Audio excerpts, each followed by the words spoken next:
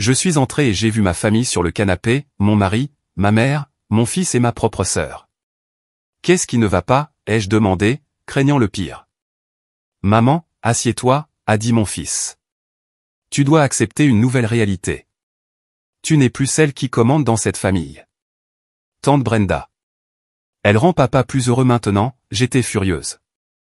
J'ai quitté la pièce sans un mot. Vous savez, pendant très longtemps, j'ai cru que j'avais tout. Vraiment. Une vie qui n'était pas tapa accent grave-l'œil, pas comme celle que l'on voit dans les films, mais elle était solide. Elle était réelle.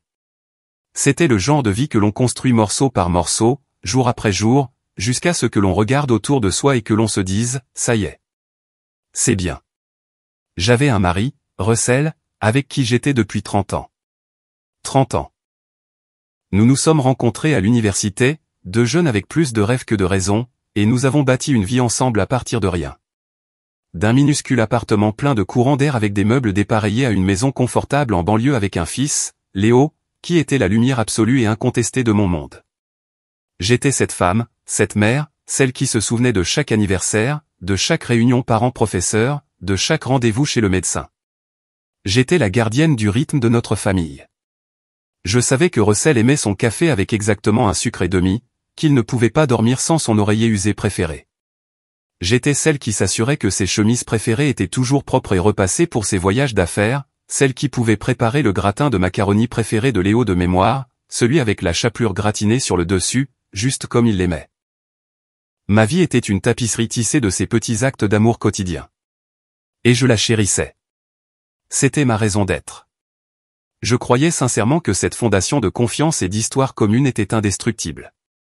Que l'amour, notre amour, suffisait à me protéger, à protéger ma dignité. J'avais tort. Je m'appelle Lorraine et voici l'histoire de comment mon monde entier a été construit sur un mensonge. C'est une histoire de trahison. Une trahison si profonde et si personnelle qu'elle m'a forcé à devenir quelqu'un que je n'aurais jamais imaginé pouvoir être. Tout a commencé si discrètement, comme ces choses le font souvent. Pas avec un grand bruit, mais avec un murmure. Un petit murmure de dissonance dans une vie qui avait toujours semblé si juste. C'était un mardi après-midi au début du printemps. Je me souviens que le soleil entrait à flot par la fenêtre de la cuisine, attrapant les grains de poussière dansant dans l'air. La faible odeur d'herbe fraîchement coupée venait de la cour du voisin. C'était une journée parfaitement ordinaire. J'étais assise à notre vieille table en chêne, celle que nous avions achetée dans un marché aux puces quand nous venions de nous marier. Sa surface était marquée par les cicatrices de 30 ans de devoirs et de dîners de famille. Je faisais les factures du mois, juste une corvée normale et ennuyeuse. J'avais un système. Je les triais en piles.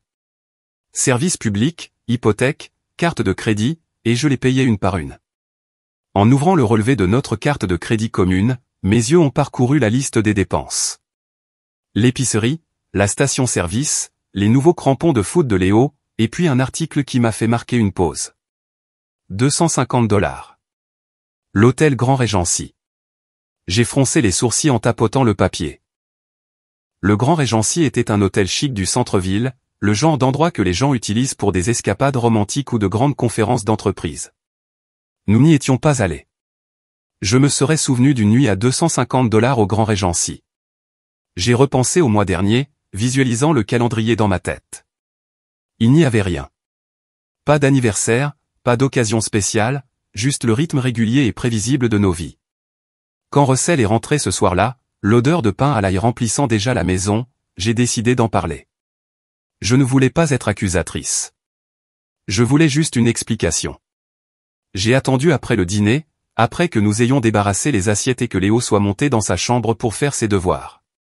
Nous étions assis dans le salon, la télé murmurant en arrière-plan. Et chérie, ai-je dit, en pliant le linge sur le canapé. Il y a un truc bizarre sur la facture de la carte de crédit ce mois-ci. Il a levé les yeux de son journal, me regardant par-dessus ses lunettes de lecture. Oh, oui. Qu'est-ce que c'est? Il y a une dépense du Grand Regency en ville, d'il y a quelques semaines. Tu te souviens de ce que c'était? J'ai observé attentivement son visage. Il n'y a eu aucune lueur de panique, aucune hésitation. Il a juste cligné des yeux. Puis une lueur de reconnaissance est apparue. Oh, ça, oui. L'entreprise a réservé un bloc de chambre pour ce sommet marketing. Un groupe de cadres de l'extérieur est venu en avion. J'ai dû y aller pour un dîner d'affaires un soir. Il a plié son journal et l'a mis de côté. Ne t'inquiète pas. Le chèque de remboursement est déjà en route. J'ai probablement juste oublié de soumettre la note de frais tout de suite. Cela semblait si plausible, si simple. C'était une explication parfaitement raisonnable, et je voulais le croire. J'étais une femme qui faisait confiance à son mari. C'était la pierre angulaire de tout notre mariage. Alors, j'ai hoché la tête. Oh, d'accord. C'est logique. J'ai remis la facture dans son enveloppe et l'ai mise dans la pile des factures payées. Mais en m'endormant cette nuit-là, allongé à côté de lui dans notre lit, je ne pouvais pas me défaire du sentiment que quelque chose n'allait pas. C'était juste une petite chose, un minuscule détail. Mais c'était un fil. Et si je tirais dessus, j'étais terrifié à l'idée que tout mon monde puisse s'effondrer. Alors je ne l'ai pas fait. Je me suis dit que j'étais ridicule, que 30 ans de mariage lui avaient valu le bénéfice du doute. Mais je ne pouvais pas me défaire du sentiment que le sol sous mes pieds venait de bouger, même très légèrement.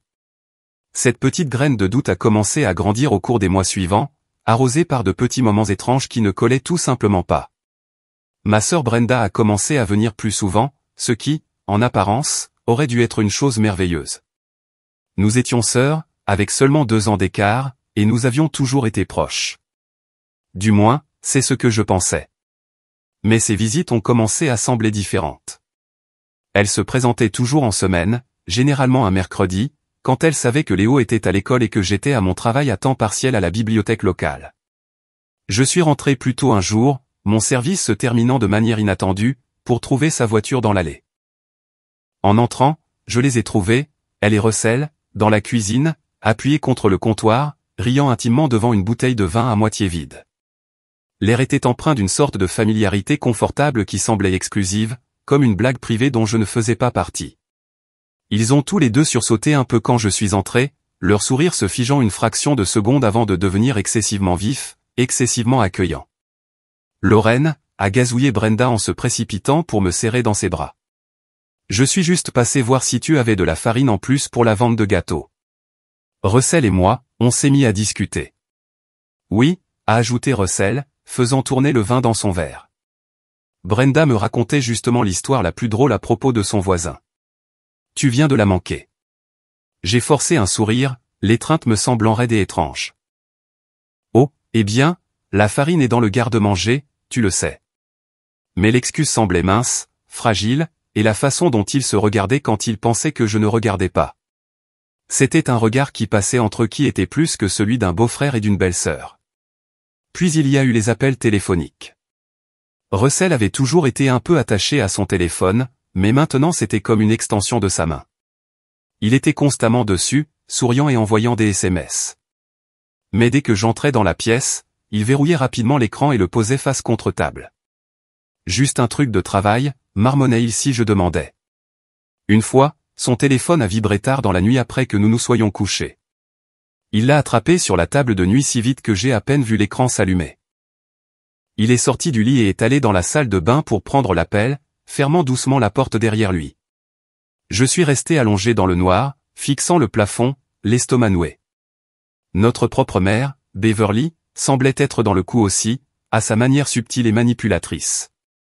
Pendant nos dîners dominicaux hebdomadaires, qui était une tradition obligatoire, elle faisait ces petits commentaires qui ressemblaient à de petites piques ciblées. Lorraine, tu devrais laisser Russell s'amuser un peu, disait-elle si je mentionnais qu'il était sorti tard avec des clients 2 fois cette semaine-là. Un homme avec ce genre de pression au travail a besoin d'un exutoire. Ne sois pas une de ces femmes contrôlantes. Une autre fois, quand j'ai mentionné que Brenda semblait dépenser beaucoup d'argent ces derniers temps pour de nouveaux vêtements, ma mère a juste souri finement et a dit, eh bien, c'est bien de l'avoir profité de la vie. Une femme devrait prendre soin d'elle. Le message sous-jacent était toujours là. Russell et Brenda ne pouvaient rien faire de mal, et si j'avais un problème avec ça, le problème c'était moi. J'avais l'impression de devenir folle. J'ai essayé d'en parler une fois avec Russell, gentiment. Nous étions en voiture, en rentrant d'un film. On dirait que toi et Brenda passaient beaucoup de temps ensemble ces derniers temps, ai-je dit, en essayant de garder ma voix légère.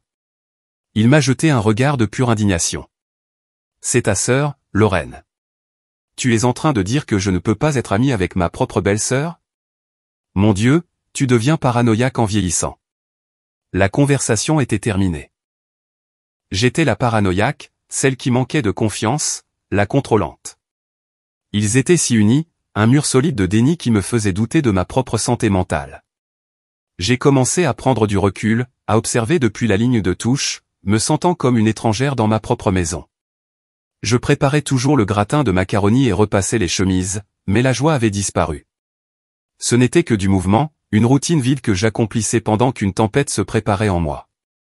Le pire, c'était la solitude. Être entouré de sa famille, de son mari, de sa sœur, de sa propre mère, et se sentir complètement, absolument seul. C'est un sentiment froid, qui vous vide. Je m'accrochais à l'espoir que je me trompais, que tout cela n'était qu'un terrible malentendu. Mais au fond de moi, je pense que je savais déjà. Je n'étais tout simplement pas prête à y faire face. Le moment où l'illusion s'est brisée n'a pas été dramatique. Ce n'était pas une scène de film. Il n'y a pas eu de cris, pas de porte qui claque. C'est arrivé un jeudi soir tranquille. La maison était paisible. Russell regardait un match dans le bureau, et j'étais dans la cuisine à essayer de trouver une recette de tarte au citron meringuée que je voulais faire pour le week-end.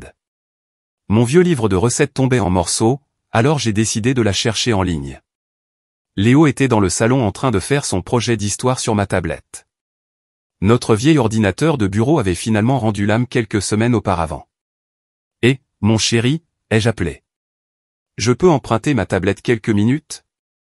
J'ai besoin de chercher quelque chose. Bien sûr, maman, a-t-il dit. Quelques minutes plus tard, il est entré dans la cuisine et me l'a tendue avant de monter à l'étage. En la prenant, j'ai vu qu'une application de messagerie instantanée était ouverte à l'écran, quelque chose que j'utilisais rarement. Et en haut de la liste des conversations se trouvait une discussion de groupe avec un nom que je n'avais jamais vu auparavant, les confidents. Mon cœur a eu un étrange petit battement. La curiosité a pris le dessus. Qui sont ces confidents? J'ai tapé sur le nom du groupe et les participants étaient listés juste là. Russell, Brenda et Beverly. Mon mari, ma sœur et ma mère. Mon sang se glaça. Mes mains se mirent à trembler. Ce devait être une erreur. C'était peut-être pour organiser une fête surprise pour moi. Mon anniversaire était dans quelques mois. C'était un espoir désespéré et fragile, et je le savais. Avec une profonde inspiration tremblante, j'ai commencé à faire défiler vers le haut. La conversation remontait à des mois. Et en lisant, le monde que je connaissais, la vie que j'avais construite, le fondement même de mon identité s'est effondré en poussière autour de moi. Tout était là, noir sur blanc. Une preuve abjecte et irréfutable. Brenda, il m'emmène dans ce restaurant de steak vendredi. Dis-lui juste que tu travailles tard. Mon souffle se coupa. Ma main vola à ma bouche pour étouffer un sanglot. C'était notre restaurant de steak pour les anniversaires.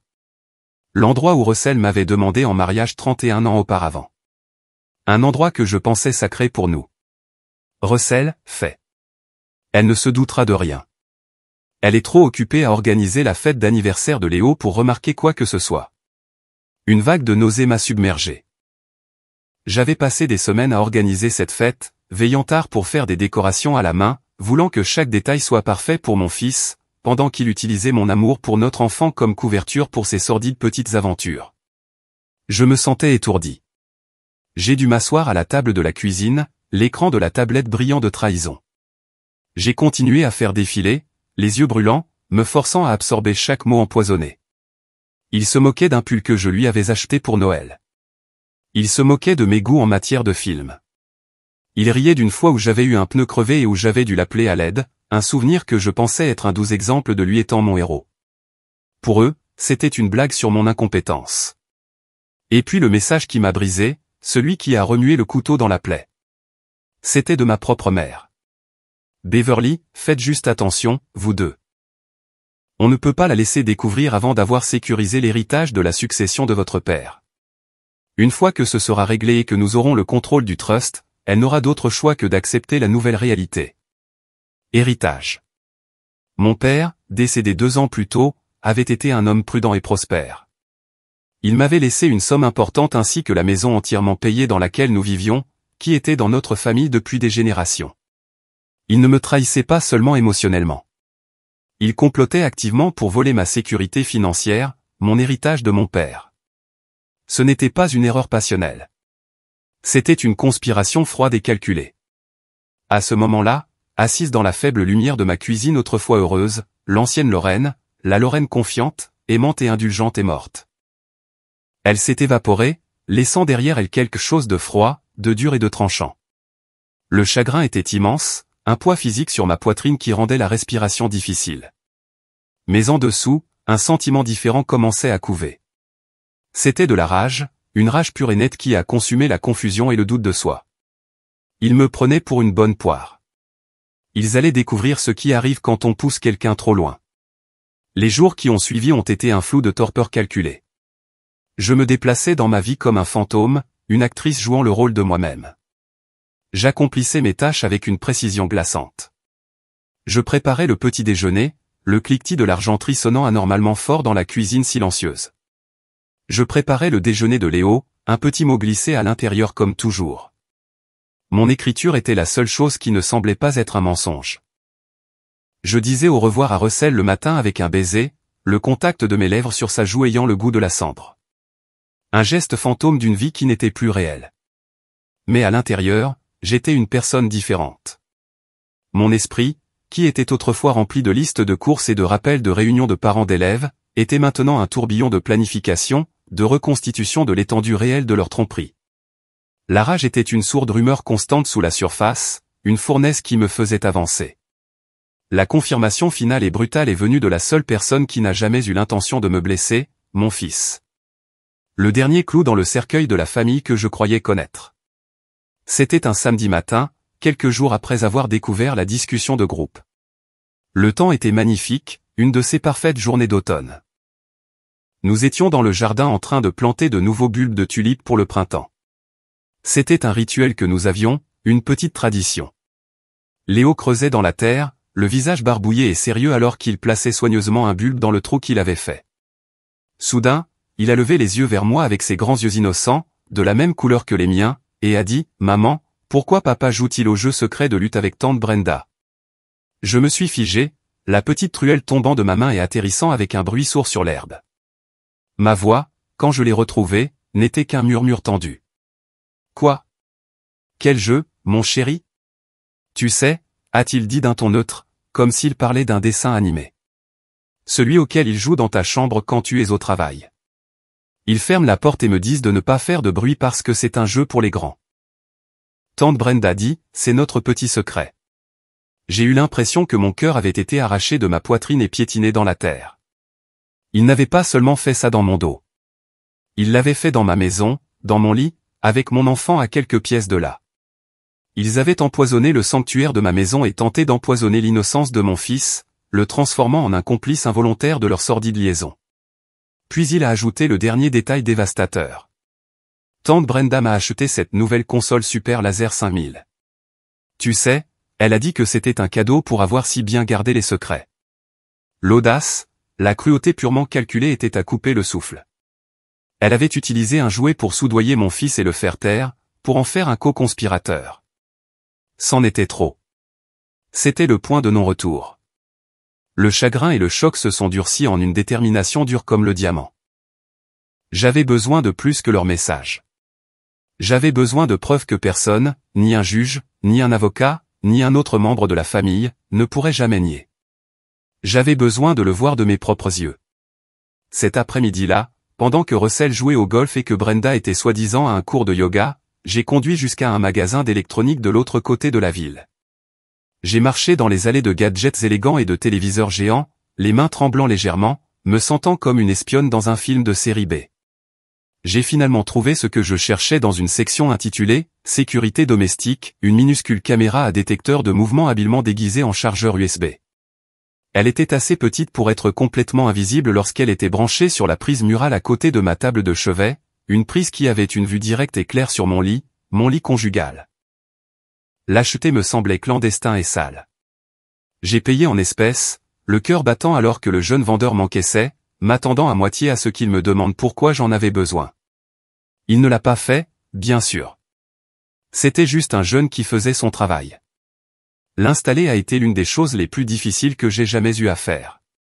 Mes mains semblaient maladroites. Mon cœur battait la chamade contre mes côtes.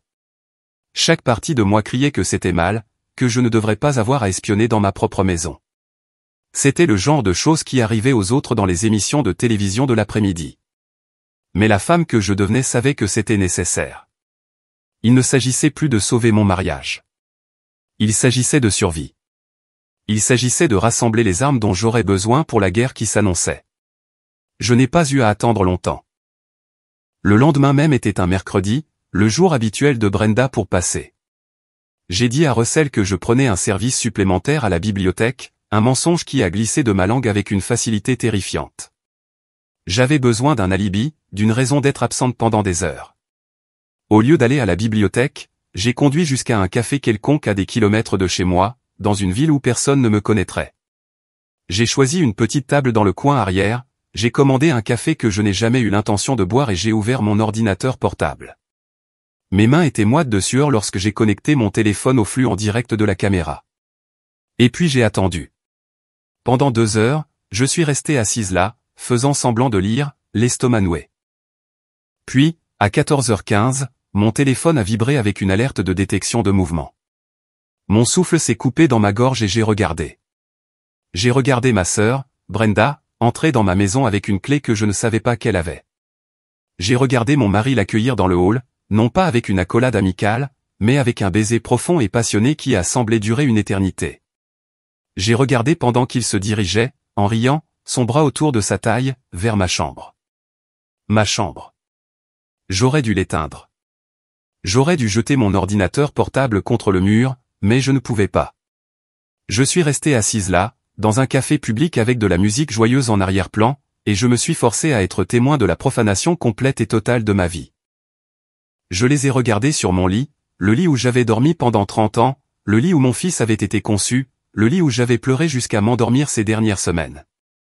Et puis je l'ai vu. La trahison intime finale. Le détail qui se graverait à jamais dans ma mémoire. Autour du cou de Brenda se trouvait un délicat médaillon en or. Le médaillon de ma grand-mère. Ma grand-mère me l'avait donné pour mon 16e anniversaire, ses mains tremblant alors qu'elle l'attachait autour de mon cou.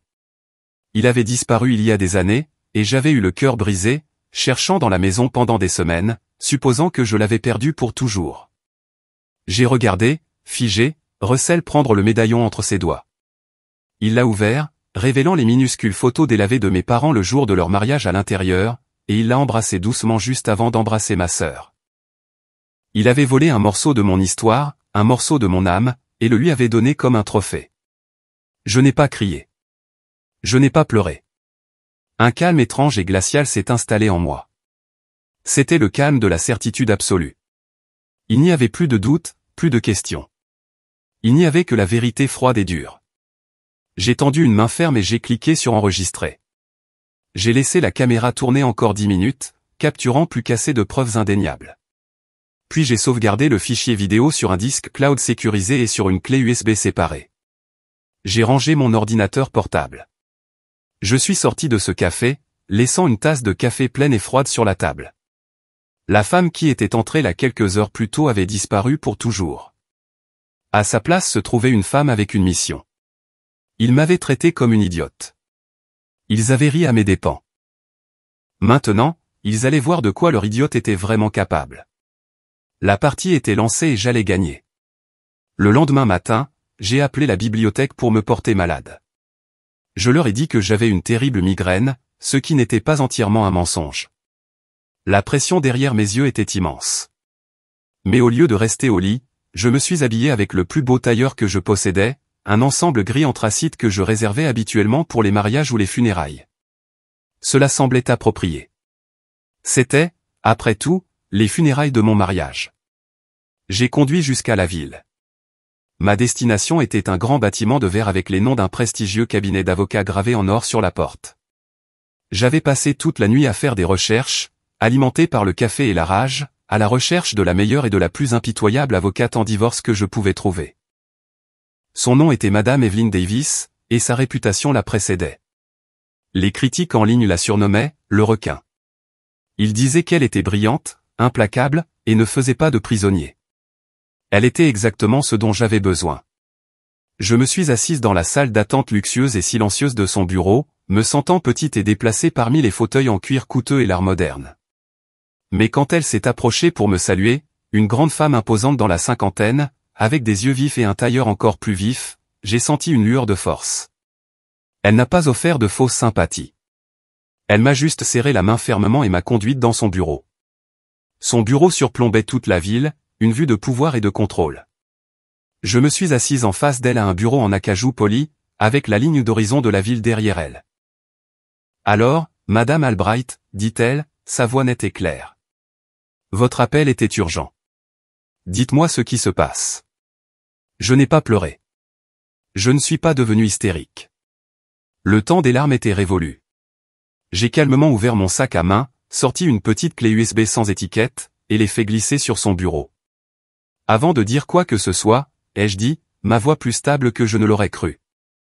J'ai besoin que vous regardiez ça. Elle a haussé un sourcil parfaitement dessiné, mais elle a pris la clé et l'a branchée sur son ordinateur. Je n'ai pas regardé l'écran. J'ai regardé son visage. Son attitude professionnelle ne s'est pas fissurée, mais j'ai vu sa mâchoire se contracter presque imperceptiblement. J'ai vu ses yeux se réduire à des fentes. Quand la vidéo de 10 minutes a été terminée, elle a fermé l'ordinateur portable d'un clic doux et m'a accordé toute son attention. Je vois, dit-elle, sa voix maintenant teintée d'une fureur froide qui reflétait la mienne. S'il vous plaît, continuez. Et c'est ce que j'ai fait. J'ai tout déballé. Je lui ai donné les impressions de la discussion de groupe, des centaines de pages de leur correspondance abjecte. Je lui ai donné les relevés bancaires que j'avais secrètement copiés, en soulignant les retraits inexpliqués et les transferts vers un compte secret au nom de Russell. Je lui ai parlé de l'héritage de mon père, de la maison qui était légalement la mienne, et de la deuxième hypothèque suspecte qui avait été contractée il y a 6 mois, un document que j'avais trouvé dans le bureau de Russell qui portait une version maladroitement falsifiée de ma signature. Quand j'ai eu fini, elle s'est penchée en arrière dans son fauteuil et a joint ses doigts, me regardant longuement. Le silence s'est étiré. Lorraine, dit-elle enfin, sa voix baissant, devenant plus sérieuse. Je veux être très clair. Ce n'est pas seulement une affaire d'infidélité. C'est une campagne coordonnée et systématique d'abus financiers et émotionnels. Ce que votre mari, votre sœur et votre mère ont fait, ce n'est pas seulement mal, c'est criminel. Nous les tenons pour fraude bancaire, complot en vue d'escroquer et faux et usage de faux. Cela va bien au-delà d'un simple divorce. Entendre mes craintes les plus profondes validées par cette femme puissante et intelligente, c'était comme si un barrage se rompait en moi. Le poids que j'avais porté seul me semblait soudain un peu plus léger. Je ne veux pas seulement divorcer, lui ai-je dit, les mots ayant un goût de métal dans ma bouche. Je veux reprendre tout ce qu'ils m'ont volé. Mon argent, ma maison, ma vie. Je veux m'assurer qu'ils ne pourront plus jamais faire ça à personne. Madame Davis a souri, un sourire fin et acéré qui n'atteignait pas tout à fait ses yeux. C'était le sourire d'un requin qui venait de sentir le sang dans l'eau. Oh, nous ferons plus que ça, dit-elle. Nous allons démanteler leur monde entier. Nous poursuivrons cela à la fois au tribunal civil pour le divorce et la restitution de vos biens, et je remettrai une copie de ce dossier au bureau du procureur. Ils feront face à des poursuites pénales. Nous avons passé les 2 heures suivantes à élaborer une stratégie.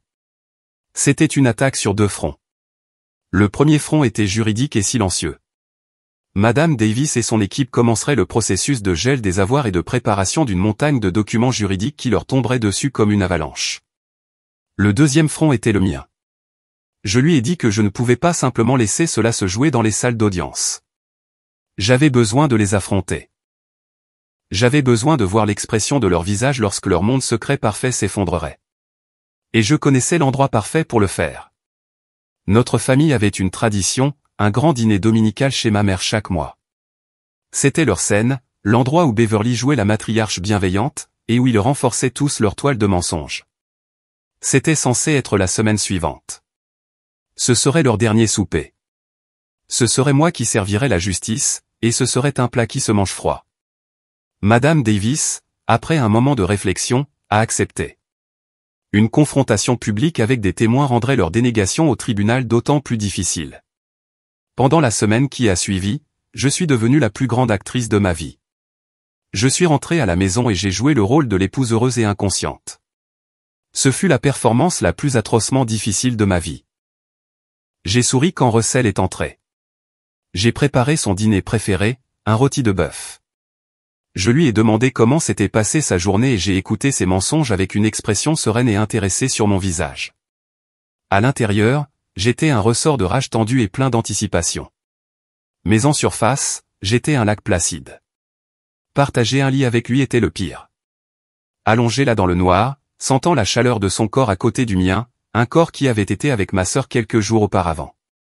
J'attendais que sa respiration se régularise en un sommeil profond. Et puis je sortais du lit et descendais.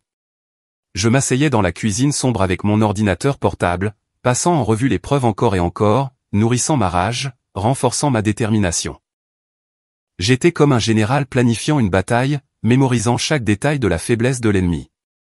Brenda m'a appelé 2 fois cette semaine-là, sa voix dégoulinant de la fausse sollicitude mielleuse que je voyais maintenant pour ce qu'elle était. « Salut ma sœur, je prends juste des nouvelles. Tu as l'air un peu silencieuse ces derniers temps. Tout va bien ? Juste fatigué du travail, répondais-je, ma voix lisse comme de la soie.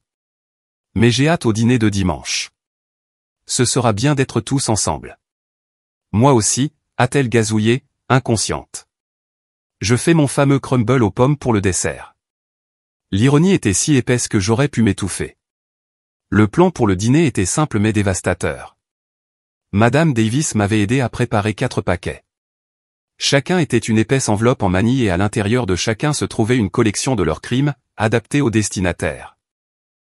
Pour Russell, il y avait des captures d'écran de ses messages les plus accablants avec Brenda, des photos glacées 8x10 de la vidéo de la chambre et des relevés bancaires montrant l'argent déplacé de notre compte joint à son compte secret.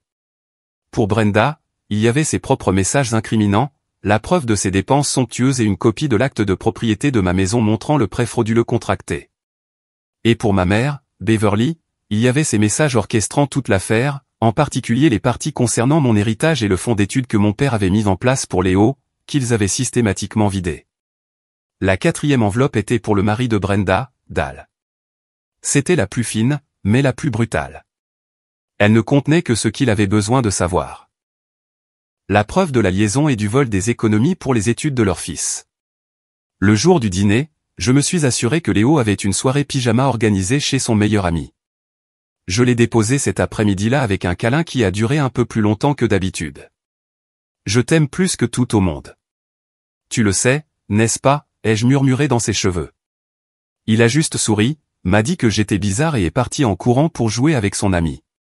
Je ne voulais pas que mon fils soit témoin du carnage qui allait se dérouler. En me préparant ce soir-là, je me suis regardé dans le miroir.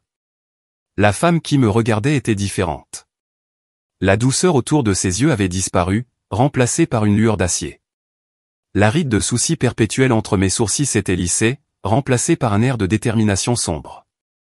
J'ai choisi ma tenue avec soin, une robe bleu foncé simple et élégante. Je voulais avoir l'air posé, en contrôle. Je n'étais pas une victime sur le point d'être jetée au loup. J'étais la chasseresse et le piège était tendu. Ce soir, la mascarade prendrait fin. Ce soir, ils verraient enfin la femme qu'ils avaient créée. Le trajet jusqu'à la maison de ma mère semblait surréaliste. Les rues familières de ma ville d'enfance avaient l'air différentes, colorées par la nouvelle et dure réalité dans laquelle je vivais. La maison de Beverly était l'épicentre de la vie de ma famille. Une grande maison coloniale immaculée avec des colonnes blanches et une pelouse parfaitement entretenue. Elle avait toujours crié la richesse et le bon goût à l'extérieur, mais je savais maintenant qu'elle pourrissait de l'intérieur. Une belle façade cachant un cœur de pourriture. Quand je suis entré, la scène était écœurante de perfection. L'odeur de rôti de bœuf et de romarin emplissait l'air. Ma mère, Beverly, m'a accueilli à la porte avec un baiser sur la joue qui ressemblait au contact d'un serpent. Lorraine, ma chérie, je suis si contente que tu aies pu venir. Tu es ravissante. Russell était déjà là, tenant un verre de whisky, riant avec le mari de Brenda, Dal, un homme bon et simple qui travaillait comme entrepreneur et qui n'avait aucune idée qu'il vivait aussi un mensonge. Brenda est sortie de la cuisine, s'essuyant les mains sur un tablier à froufrou, jouant le rôle de la belle-fille. Lorraine, tu es superbe, a-t-elle gazouillé, sa voix un peu trop aiguë. Elle m'a serré dans ses bras, une étreinte rapide et cassante, et j'ai dû utiliser chaque once de maîtrise de soi pour ne pas reculer. Je pouvais sentir le métal froid du médaillon de ma grand-mère à travers son pull fin, reposant contre sa peau. Mon médaillon. La rage en moi a flambé, mais je l'ai réprimé. Pas encore. Nous nous sommes tous réunis dans la salle à manger autour de l'immense table en acajou qui avait accueilli une centaine de célébrations familiales, une centaine de Noël, une centaine de mensonges. Dal était assis à côté de Brenda, et il a pris sa main, la serrant affectueusement. Ma mère était assise en bout de table, rayonnant comme une reine présidence à cour. Russell était assis à côté de moi, et à un moment donné, il a eu l'audace de poser sa main sur mon genou sous la table et de la serrer affectueusement. J'ai eu envie de vomir. J'ai déplacé ma jambe et il m'a jeté un regard légèrement perplexe. La conversation était légère, insignifiante, une symphonie d'hypocrisie. Ils ont parlé de travail, du temps, d'une nouvelle émission à la télé. Pendant tout ce temps, je pouvais sentir le poids des enveloppes en manie dans mon grand sac à main à mes pieds. Mon cœur battait un rythme régulier et lourd contre mes côtes, mais mes mains étaient parfaitement immobiles. J'ai mangé mon rôti de bœuf. J'ai complimenté ma mère sur la sauce. J'ai souri à leurs blagues. J'ai joué mon rôle une dernière fois. Puis, juste au moment où ma mère s'apprêtait à apporter le fameux crumble aux pommes de Brenda pour le dessert, je me suis raclé la gorge. En fait, avant le dessert, ai-je dit, ma voix tranchant dans le joyeux bavardage comme un éclat de verre. Le silence s'est fait dans la pièce. Tout le monde s'est tourné vers moi, leur fourchette à mi-chemin de leur bouche. J'ai quelque chose que j'aimerais partager, ai-je continué, ma voix dangereusement calme. Un petit projet familial sur lequel j'ai travaillé. Je me suis penché, mes mouvements délibérés, et j'ai sorti les enveloppes de mon sac. Je me suis levé. Le bruit de ma chaise raclant le parquet semblait résonner dans la pièce.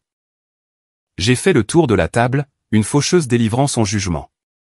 J'ai placé une enveloppe devant Russell, une devant Brenda, et une devant ma mère.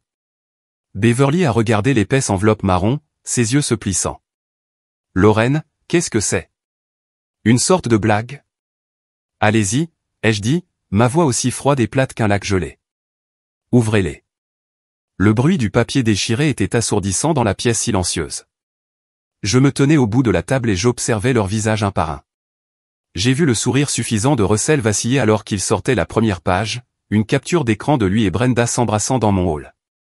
J'ai vu son visage se vider de toute couleur, devenant d'un blanc pâteux et maladif alors qu'il feuilletait les photos glacées 8x10 de la caméra de la chambre. J'ai vu la main de Brenda voler à sa bouche, un hoquet étouffé s'échappant de ses lèvres alors qu'elle lisait ses propres mots perfides, ses SMS planifiant des rencontres secrètes, se moquant de moi. J'ai vu ses yeux parcourir la pièce comme un animal piégé. Et j'ai vu la composure royale de ma mère voler en éclats. Son visage est devenu d'un rouge marbré et alors qu'elle fixait les preuves de sa conspiration, les impressions détaillant son plan pour sécuriser mon héritage. Dal, complètement confus, regarda du visage horrifié de sa femme vers moi. Lorraine, pour l'amour de Dieu, qu'est-ce qui se passe? J'avais aussi une enveloppe pour lui. Je me suis approché et la lui ai tendue, mes yeux doux d'une pitié que je ne ressentais que pour lui. Je pense que tu mérites de savoir, Dal. Tu fais partie de cette famille, toi aussi. Il l'a ouverte. Son visage, en lisant, a subi une transformation rapide et terrible. La confusion s'est transformée en incrédulité. L'incrédulité en une horreur naissante, et enfin en une expression de douleur si profonde et déchirante que j'ai failli détourner le regard. Il a regardé les relevés bancaires, la preuve que le fonds d'études qu'il avait travaillé si dur à constituer pour leur fils était presque vide. Le silence qui a suivi était lourd, suffocant. C'était le silence de la ruine totale. Puis l'enfer s'est déchaîné. C'est quoi ce bordel, a finalement sifflé Russell, sa voix un murmure étranglé. Il a repoussé les photos comme si elles étaient contaminées. Il m'a regardé, les yeux écarquillés d'un mélange de peur et de fureur. Lorraine, pourquoi ferais-tu ça? C'est privé. Faire ça, ai-je répété, et un rire, un son dur et amer que je ne reconnaissais pas comme le mien, s'est échappé de mes lèvres. Tu veux dire exposer vos mensonges? Votre tromperie? Le fait que tu couches avec ma sœur dans mon propre lit? C'était privé, ça aussi? Ou était-ce juste ma dignité que ça ne te dérangeait pas de rendre public? Brenda s'est mise à sangloter, des larmes épaisses et théâtrales qui n'avaient plus aucune valeur pour moi. Ce n'est pas ce que tu crois.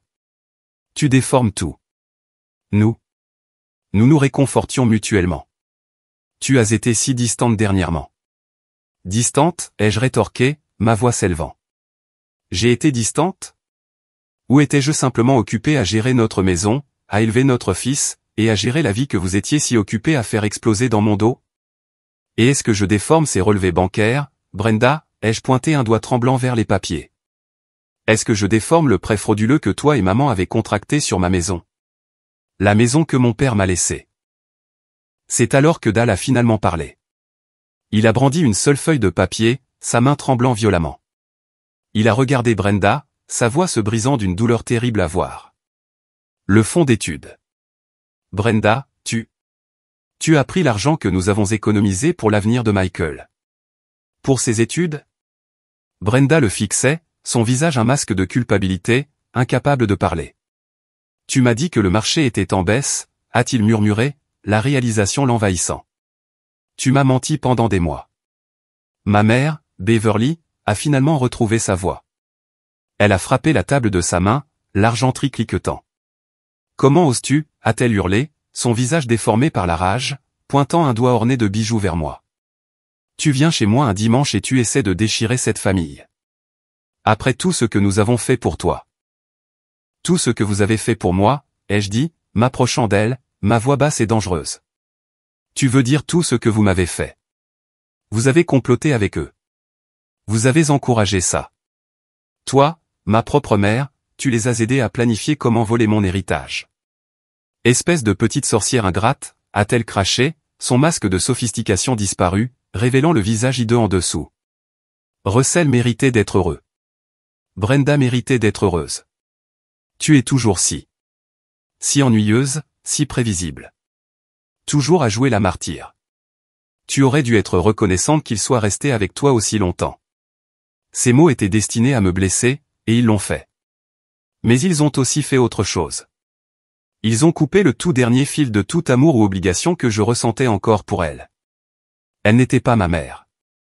C'était un monstre enveloppé dans un pull en cachemire. J'étais une bonne épouse. J'étais une bonne fille. J'étais une bonne sœur, ai-je dit, ma voix tremblant d'une fureur que j'avais contenue pendant des semaines. Et vous avez pris mon amour et ma confiance, et vous les avez utilisés comme une arme contre moi. Vous avez ri de moi dans votre petit groupe de discussion secret. Vous m'avez traité de bonne poire. Je me suis penché près d'elle, mes yeux rivés sur les siens. Eh bien, la bonne poire en a fini de se laisser faire. C'est à ce moment-là, au milieu des cris et des pleurs, que Brenda a craqué. Peut-être était-ce la culpabilité ou la terreur d'être exposée, ou la vue de son propre mari la regardant avec un mépris pur et sans mélange. Elle a poussé un cri guttural, un son de pure rage animale, et elle s'est jetée sur moi à travers la table. Ses ongles ont griffé mon visage, et j'ai reculé en titubant, une vive douleur éclatant sur ma joue. Elle est revenue vers moi, attrapant une poignée de mes cheveux, hurlant « Tu as ruiné ma vie. Tu as tout ruiné. » Un instinct primal que je ne savais pas posséder a pris le dessus. Je n'étais plus la bibliothécaire tranquille. J'étais un animal acculé se battant pour sa vie. Je l'ai repoussée violemment, brisant sa prise. Elle a trébuché sur une chaise de salle à manger et s'est étalée par terre avec un fracas. La pièce a sombré dans un chaos total. Russell et Dal se sont précipités pour nous séparer, tous deux criant. Ma mère hurlait hystériquement qu'elle allait appeler la police. Dal a réussi à attraper une Brenda se débattant et hystérique et à la remettre sur pied tandis que Russell se tenait entre nous, les mains levées comme pour me repousser. Lorraine, arrête. C'est de la folie. Regarde ce que tu fais. Je suis resté là, respirant lourdement. Mes cheveux en désordre, une égratignure cuisante sur ma joue. J'ai regardé les décombres autour de moi, ma sœur en pleurs, mon mari terrifié, ma mère apoplectique, et Dal, dont le monde entier venait d'exploser. La belle salle à manger était une zone de guerre. Le rôti refroidissait. Le crumble aux pommes ne serait jamais servi, et j'avais déclenché la guerre. Je veux m'arrêter ici une seconde. Si vous écoutez toujours, si vous m'avez suivi jusqu'ici dans la nuit la plus sombre de ma vie, je dois juste vous demander une petite faveur.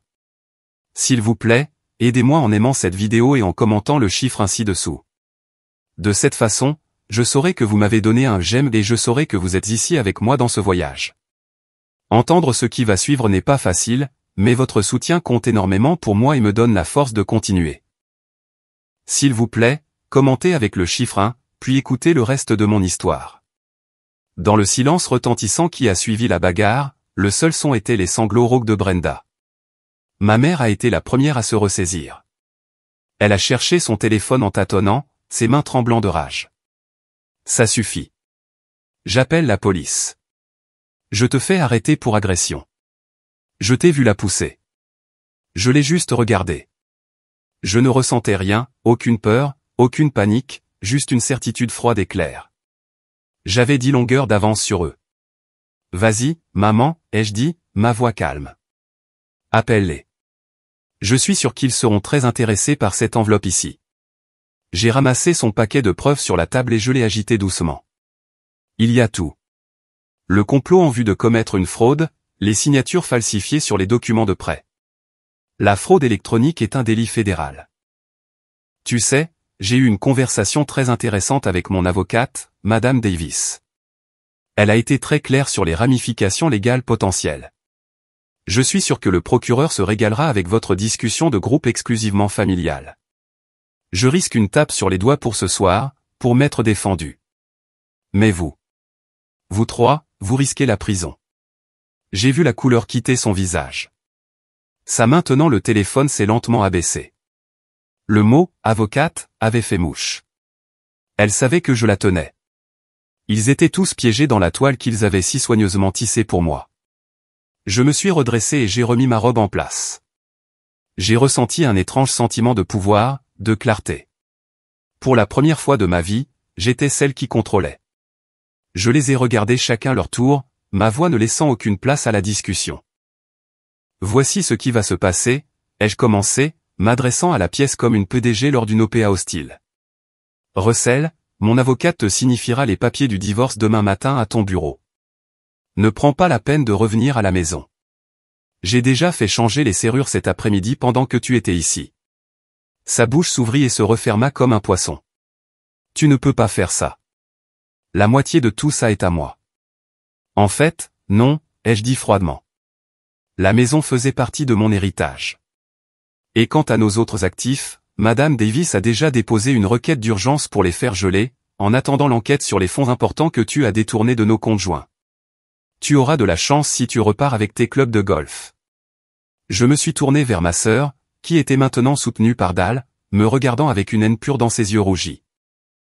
Brenda, je te suggère de prendre un très bon avocat parce que non seulement je te poursuis au civil pour ta participation au prêt frauduleux, mais Dal ici semble avoir son propre dossier contre toi pour avoir vidé le fonds d'études de ton fils.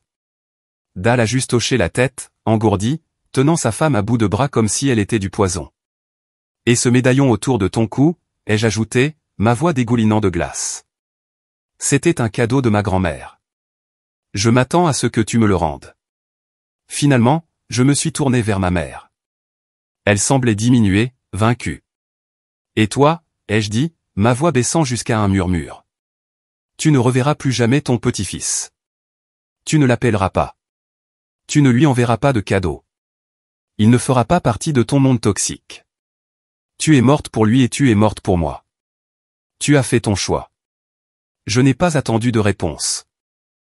J'ai pris mon sac à main, tourné le dos aux ruines de ma famille, et je suis sorti de cette maison sans un seul regard en arrière. Je suis monté dans ma voiture, et en m'éloignant dans l'air frais de la nuit, je n'ai pas pleuré. Je me sentais libre.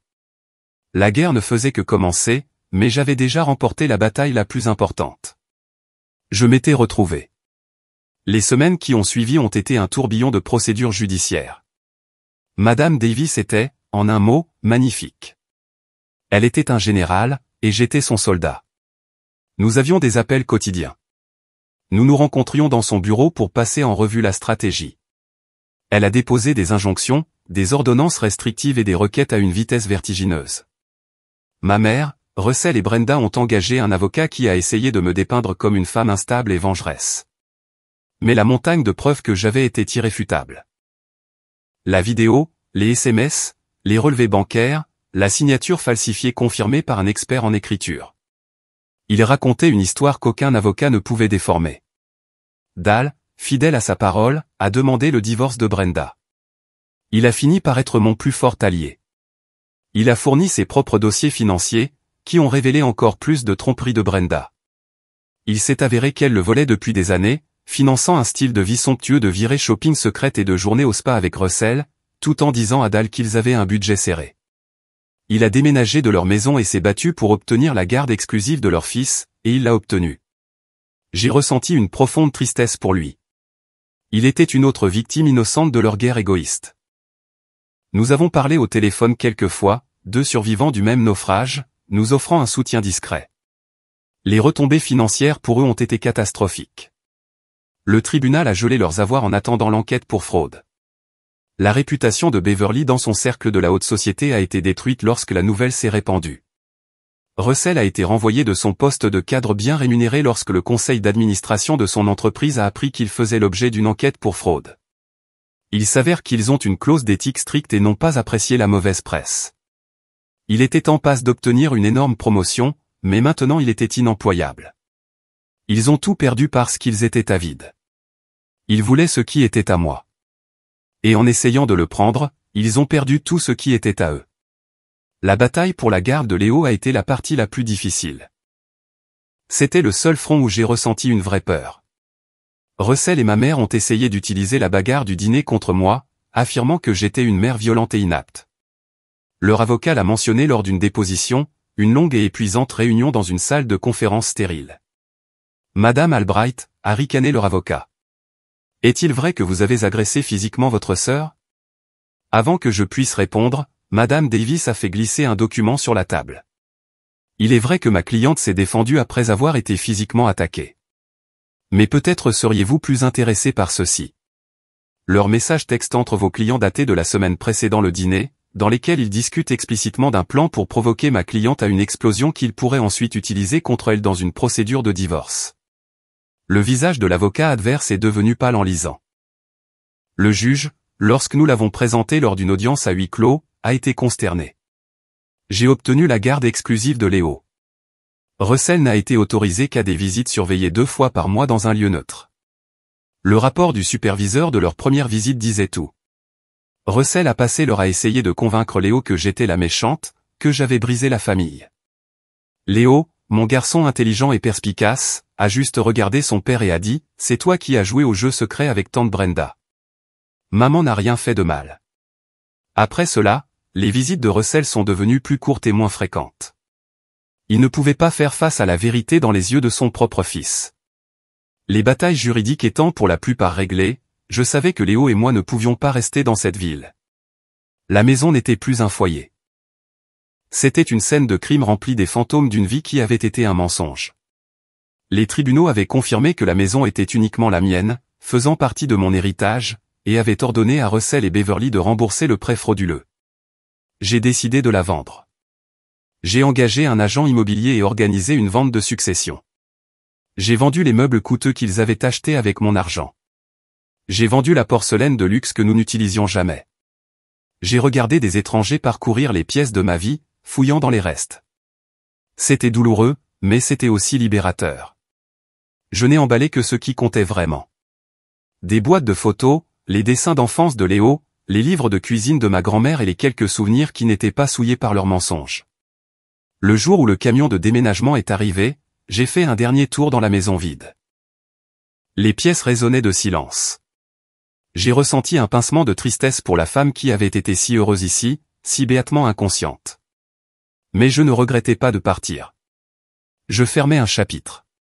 Nous avons déménagé à 3 états de là, dans une petite ville côtière où personne ne connaissait nos noms, où nous pouvions respirer à nouveau. Nous avons trouvé un petit appartement de 2 chambres avec un grand balcon qui avait une vue sur l'océan. C'était plus petit, moins grandiose que notre ancienne maison, mais c'était à nous.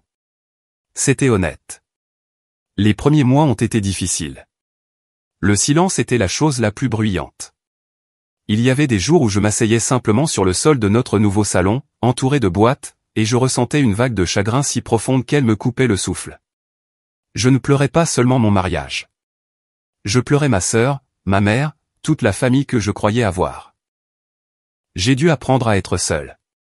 J'ai dû aller à l'épicerie et acheter pour 2 au lieu de 3. J'ai dû apprendre à réparer un robinet qui fuit en regardant des tutoriels en ligne. J'ai dû reconstruire ma vie à partir de zéro.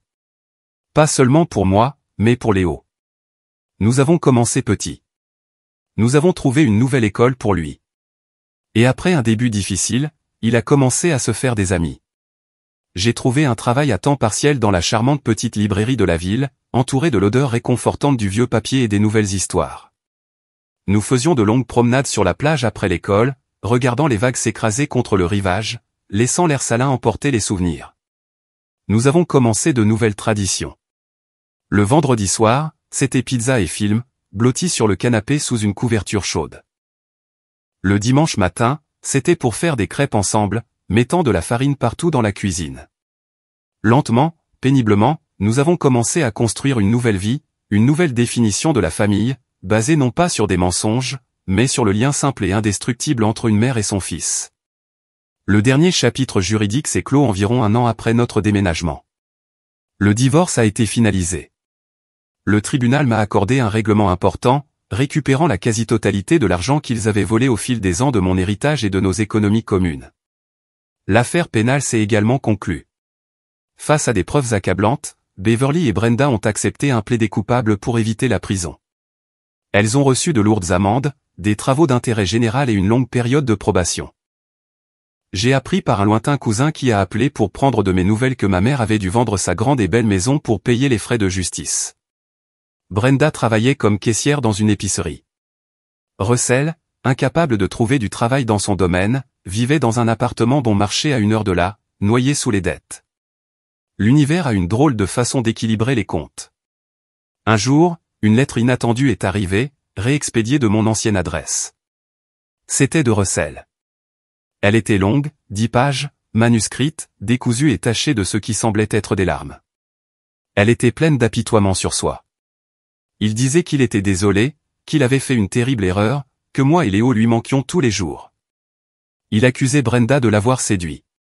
Il accusait ma mère de l'avoir encouragé. Il accusait son travail stressant. Il accusait tout le monde sauf lui-même. À la fin, il demandait si je pouvais trouver dans mon cœur de lui pardonner, si peut-être nous pouvions parler. J'ai lu la lettre une fois, debout sur mon petit balcon, la brise de l'océan ébouriffant mes cheveux. Puis je suis rentré, j'ai trouvé une paire de ciseaux, et j'ai méthodiquement coupé la lettre en minuscules morceaux. Je suis retourné sur le balcon, j'ai ouvert ma main, et j'ai laissé la brise de l'océan emporter les confettis de ses excuses, les dispersant sur les vagues jusqu'à ce qu'ils disparaissent. Le pardon? Peut-être un jour. Mais le pardon est pour ma propre paix, pas pour son absolution. Il ne l'avait pas mérité. Ma vie n'est pas parfaite maintenant. Il y a encore des cicatrices. Il y a des jours où une chanson triste à la radio me serre la poitrine. Ou quand je vois une famille heureuse qui ressemble à la mienne d'autrefois, et je ressens un pincement de perte pour un mensonge auquel j'ai cru autrefois. Mais les cicatrices font partie de mon histoire, un rappel de la force que je ne savais pas posséder. Léo s'épanouit. C'est un adolescent maintenant, grand et drôle avec un bon cœur. Il est dans l'équipe de football. Il a le béguin pour une fille de sa classe de sciences. Il est heureux. Il est en sécurité. Et moi? Je suis heureuse aussi. J'ai trouvé une joie simple et tranquille que je n'ai jamais connue lorsque je vivais dans cette grande et belle maison pleine de secrets.